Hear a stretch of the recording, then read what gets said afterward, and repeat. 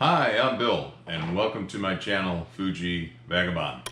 This is my introductory video, so I wanted to take a few moments to let you know what this whole channel is going to be about. Recently, I sold all my Canon gear, and I moved over to the Fuji X System. Most recently, I purchased the Fuji X-T4, had the Fuji X-T1 really for about 3-4 years. It was my wife's camera, and I thought I'd just, since I was no longer shooting for money, doing portraits and headshots and those type of things, I thought why not go lighter? And so I decided to step down from a full frame camera into the Fuji system 100%. So that's where I'm at right now. One thing I want to tell you what this channel is not about. It's not about me teaching you how to do photography. This channel is about me sharing with you my experience really as a beginner with the Fuji X system in many respects. It's about sharing what I'm doing to explore and learn how to optimize the value that I can get from the Fujifilm X system. So we're going to cover a variety of topics as I'm doing my exploration.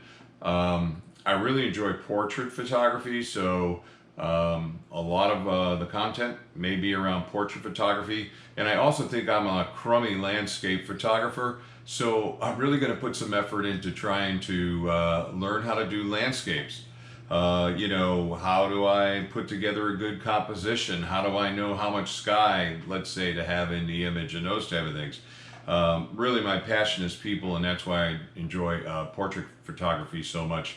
We'll do some street photography, and I guess they call them documentary portraits. We'll get into some of that.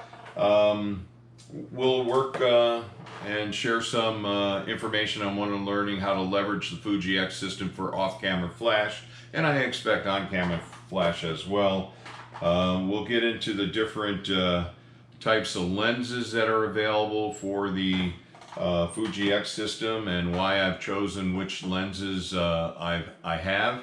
Again, I'm not real technical, so there's plenty of other places if you're looking for technical information that you could go to, but I will be showing you how to choose the different settings, or at least how I chose the different settings to produce the images that I'm producing, whether that be natural light images, landscape.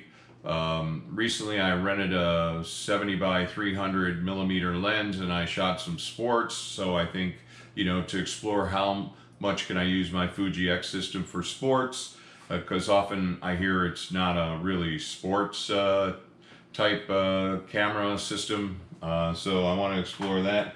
We'll get into things like gray cards, why you want to use them, this a passport color checker for helping you set your white balance. We'll get into some basics around light meters and why I choose to use them when I'm doing portrait photography, both in a studio environment where I have controlled light and also outside where I have a mix of ambient light and I want to add some fill flash.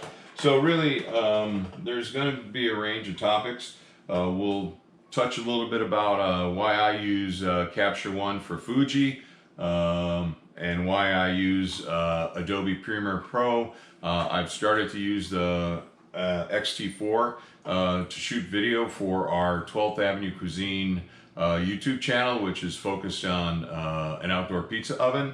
And so I'm learning a lot about the video capabilities. I'll be sharing that information with you, sharing what settings I think work for what I'm trying to accomplish. And again, the basic thing is I think we all have different needs, different missions from our camera systems. So what I may choose to do may not be right for you, but I'm going to try and touch on the various genre in a sense of photography, even some birds in flight, which I had a hand in the past with my Canon system just to try it out with a 150 by 600 millimeter lens. Let me tell you, I have a lot of appreciation for those people that do birds in flight photography. There's some fantastic photographers out there when it comes to that. That's basically it. Again, it's about my journey learning how to optimize the performance out of Fuji X system for the components I have. And I'm also hoping in the process, if you're already experienced with the Fuji X system, then maybe through the comments you can help educate me and get me up my learning curve a little bit quicker.